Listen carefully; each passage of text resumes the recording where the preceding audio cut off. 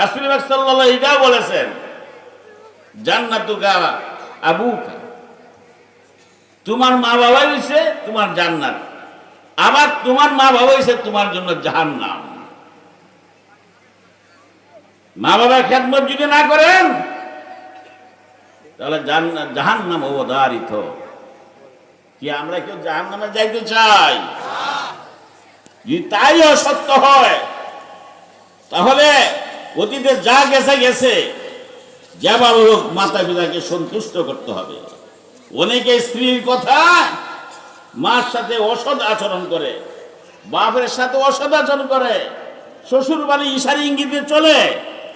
শ্বশুর বাড়ি কেউ জান্নাত দিতে পারবে না, শ্বশুর বাড়ি কেউ জাহান্নাম থেকে বাঁচাইতে পারবে না। পারলে পারবে মা বাবা। সুতরাং মা বাবার খেদমত করুন, যেভাবে হোক রাজি করবেন, খুশি করবেন, মা বাবাকে সন্তুষ্ট করবেন, তাহলে আপনি নিশ্চিত থাকতে পারবেন আল্লাহ তাআলা অবশ্যই জান্নাত দান করবেন। দ্বিতীয় দোয়া করা, লাবিব বিন হুসাইন সে বলেছে, মা তোমাকে ডাকি কেউ শুনো না, মা মারা গেছে। এখানে আমাদের অনেক শিক্ষার আছে। এই যে মার কোলেই তো, মার গর্ভ থেকে আমি ভূমিষ্ঠ হয়েছি, মার কোলেই লালিত পালিত হয়েছি, সবকিছু মা করেছেন, তাই না? আজকে তিনি নাই, কবরে শায়িত। যে ব্যক্তি আমাকে দুনিয়াতে আনছেন, ভূমিষ্ঠ করেন, সেই ব্যক্তি নাই। কয়েকদিন পরে যে আমি থাকবো না, এটা খবর আছে? কয়েকদিন পরে থাকবো না বলেন? 10 বছর, 20 বছর, 100 বছর, 150 বছর পরে তো আমাকে কবরে যেতে হবে। আজকে যদি মার কবরের পাশে গিয়ে আমি এই কথা বলতে না পারি, আসসালামু আলাইকুম ইয়া আহলাল কুবুর, মাতা পিতার কবরের পাশে গিয়ে যদি এটুকু কথা বলতে না পারি, মাতা পিতার জন্য দোয়া করতে না পারি, রব্বি রহমহুমা কামা রব্বায়ানি সগীরা, এতটুকু যদি সম্ভব না হয়, আমার মুখ দিয়ে বের না হয়, কবরে জঙ্গলে পড়ে আছে, তাকে যদি আমি দেখতে না যাই, তাহলে একদিন এমন সময় আসবে আমিও কবরে পড়ে থাকবো, আমার ছেলে, আমার মেয়ে, আমার সন্তান, আমার আত্মীয় স্বজন আমাকে দেখতে যাবে না। আপনি এটা চান? শিক্ষা গ্রহণ করুন। এই ওয়াজ কিন্তু লাবিব বিন হুসাইন করে গেছে, এই তার ওয়াজটা শুধু আপনারা অনুসরণ করুন। আমার মুস্তাকিম বিল্লাহ সাহেব, আমার দ্বীন ইসলাম সাহেব, হাবিবুল আলম সাহেব অনেক বড় বড় উচ্চাঙ্গের ওয়াজ করবেন, কিন্তু আসল ওয়াজ হয়েছে এইখানে। এই লাবিব বিন হুসাইনের ওয়াজটি ভালো করে শুনুন, হৃদয়ঙ্গম করুন, যে আমি যার গর্বে ছিলাম, আমি যার ওরসে ছিলাম, তিনি আজকে নাই, আমাকে তো এরকম হইতে হবে। আর তারা দুইজন, আমার মা বাবা ছিল ঐশ্বর্য প্রাচুর্যের মালিক, দেশের সর্দার, এলাকার সর্দার, অনেক কিছু দাপটের সাথে করেছেন, কিন্তু আজকে দাপট সব শেষ, কার কোনো দাপট নাই। তারা ঐশ্বর্য প্রাচুর্য কামাই করেছেন, আমাকে দিয়ে গেছেন, তারা কি কিছু নিয়ে গেছেন? যখন নাকি তাদেরকে আপনি বিদায় দিচ্ছেন, মুর্দার কাঠের মধ্যে বসাচ্ছেন, শুয়াচ্ছেন, তখন হাত গলার মধ্যে কিছু দিছিলেন? নিয়ে গেছিল? নেয় নাই। আর এমন কি মার হাতের মধ্যে একটা স্বর্ণের ছুরি ছিল। কেমন পাষণ্ড হৃদয়ের মানুষ আমি! আমার মার হাতের থেকে মরে গেছে, আমার মার হাতের থেকে স্বর্ণের ছুরি দিয়ে ছিনিয়ে রেখে দিয়েছি। কত পাষণ্ড হৃদয়ের মানুষ আমি! খবর আছে, বাপের হাতে গড়ি ছিল, রেখে দিয়েছি। ঠিক এমনি ভাবে আমিও যেদিন চলে যাব দুনিয়া থেকে, সেদিন দেখবেন আমার হাত থেকেও আমার ছেলে সব কিছু রেখে দিবে, একটা কিছু যেতে দিবে না, নিতে দেবে না, নেওয়া যাবে না। সুতরাং চিন্তা করুন, হিসাব করুন যে এই দিন আমার একদিন আসবে। ওই দিন আসার আগে আমাকে প্রস্তুতি নিতে হবে। কবরে যেতে হবে না? কি বলেন, যাইতে হবে?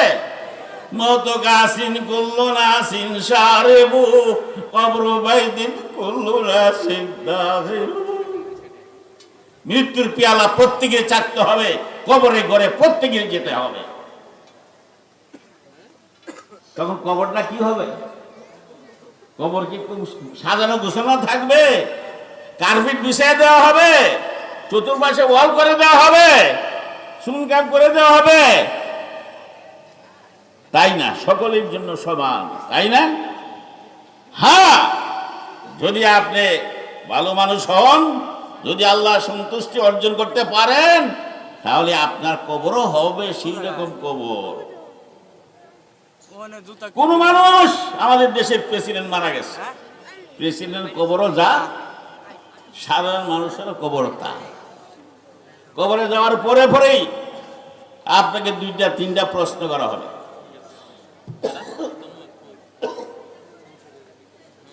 তিনটা প্রশ্ন কি? 2জন লোক আসবে ফেরেশতা, আচ্ছা বলবে মান রাব্বুকা, তোমার প্রতিপালক কে? তোমাকে কে লালন পালন করছে? কে খাওয়াইছে? কে পালন করেছে তোমাকে? এখন আমরা যদি মুসলমান হই তাহলে বলবো যে আল্লাহ রাব্বুল আলামিন লালন পালন করছে। ও মুসলমান হইলে বলো হ্যাঁ লা আদ্রি। অথবা কেউ বলবো আমাদেরকে রেড ক্রসের খাদ্য সামগ্রী দিয়েছে, আমরা খাইছি।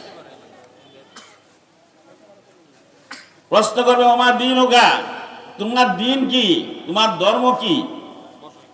যদি মুসলমান হই বলবো দিন ইয়াল ইসলাম, আর না হয় বলবো কি হা হা লা আদ্রি, হা হা লা আদ্রি। কেউ বলো হ্যাঁ বুঝছি, আমাদের ধর্ম হচ্ছে তন্ত্র মন্ত্র মাউস ইজম মতবাদ ইত্যাদি, একটা নাম দেব সমাজতন্ত্র, এই সেই ইত্যাদি। আর একটা অবস্থা,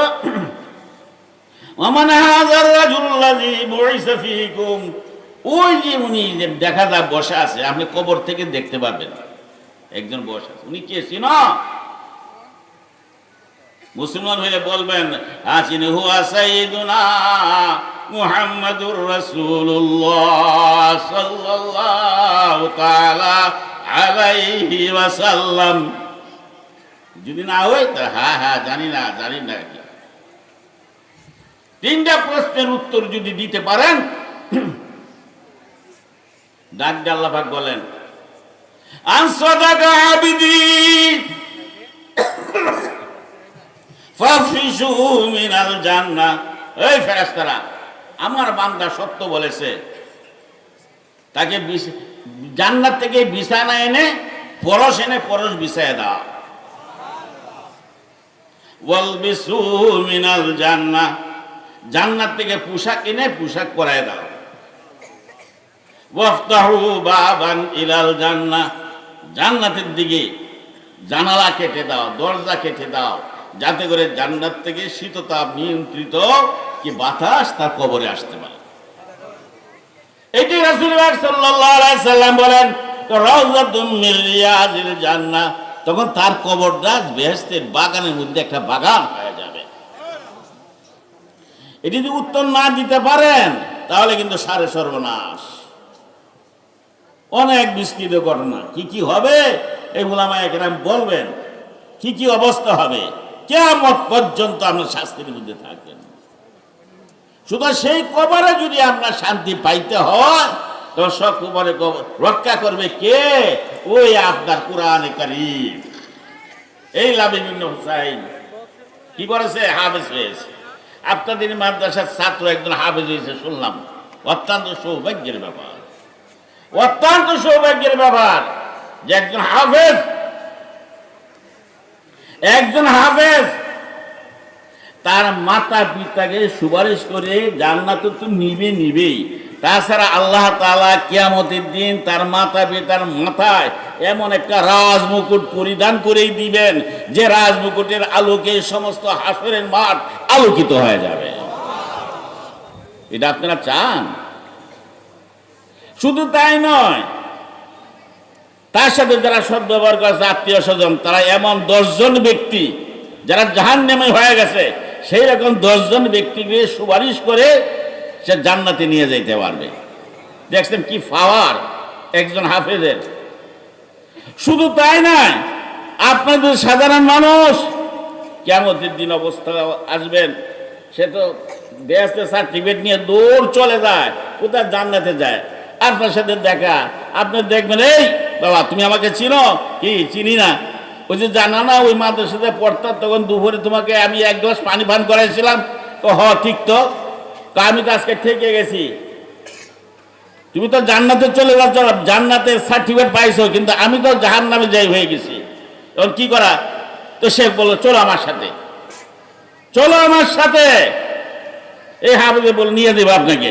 আল্লাহর কাছে গিয়ে বলবো, ইয়া আল্লাহ, ইয়া রাব্বুল আলামিন, এই ব্যক্তি আমাকে, আমি যখন হেফজ করতাম, মাদ্রাসায় পড়তাম, তখন আমাকে 1 গ্লাস পানি পান করাইছিল দুনিয়াতে, এখন তাকে জান্নাত জাহান্নাম দিয়ে দিয়েছেন, এবং তাকে ছাড়া তো আমি জান্নাতে যাইতে পারি না। তখন আল্লাহ পাক বললেন, যাও তাকে সহ জান্নাতে চলে যাও, 1 গ্লাস পানি পান করেছে। এই সুবিধা চান আপনারা? হাসা, এই সুবিধা চান? সবাই করতে চাই।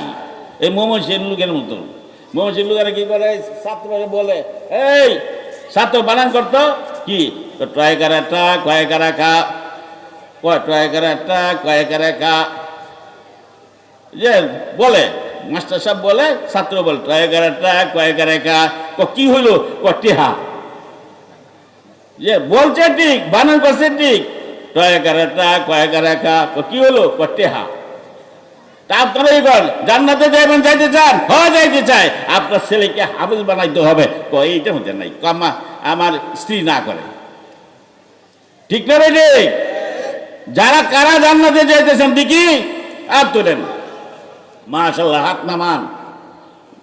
পরীক্ষা হয়ে যাবে যে কারা নিজেদের সন্তানদেরকে, সন্তান নাই হবে, সন্তান হয় নাই বা বিবাহ করবে হবে, তখন তো সময় নিয়ত করেন বিবাহ করবো, সন্তান হবে, তখনও তাকে আমি হাফেজ বানাবো। কারা কারা নিজের সন্তানকে হাফেজ কোরআন বানাইতে চান?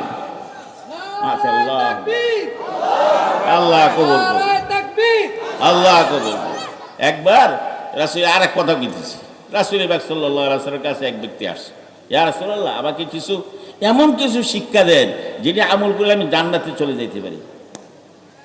বলছেন, শিক্ষা দিয়েছেন। এর বলেন এইটি আমল করো এবং এটার মধ্যে সুম্মাস্তাকিম এবং অধিষ্ঠিত থাকে। চলে যাচ্ছে যখন, তখন রাসূল সাল্লাল্লাহু আলাইহি ওয়াসাল্লাম বললেন, ওই ব্যক্তিকে চিনে রাখো, হে যা বলছে এই মোতাবেক যদি চলে তো সে জান্নাতি হবে।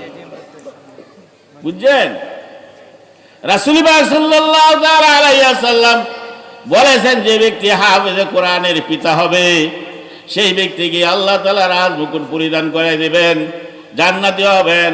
এবং হাফেজ সাহেব যে হাফেজে কোরআন, তাকে আল্লাহ তাআলা 6666 তালা একটা বিল্ডিং দান করবেন। কয় তালা? 6666 তালার বিল্ডিং। আপনারা নাকি বলো কেউ ইঞ্জিনিয়ার আছেন, বলতে পারবেন 66 তালা, 6666 তালা বিল্ডিং বানাইতে কয় টন রড লাগবে, কয় বস্তা সিমেন্ট লাগবে, আপনারা বলতে পারবেন কেউ? আল্লাহ তাআলা সেরকম একটি বিল্ডিং দেবেন। কারে? হাফেজ সাহেবকে। আর হাফেজ সাহেব দিলে কি হইব? জান্নাতি তো। তার বাপের দাওয়াত দিয়ে নিয়ে যাবে, আর ওই উপরে তালায় বাপেরা বসাইব। দুনিয়াতে সেরা টাওয়ার হয়েছে ওই আমেরিকা, 108 তলা 110 তলা, এইটার দ্বারে কাছেও না। 6666 তলার বিল্ডিং এর একের উপরে বড় টাওয়ারের একের মাথায় থাকে, এর দাওয়াত দিয়ে নিয়ে যাবে। এই ভাগ্যটা কি আপনারা হইতে চান ভাগ্যবান? তা হাফেজ বানাবেন তো? আলহামদুলিল্লাহ। আমাদের মাওলানা খলিলুর রহমান সাহেব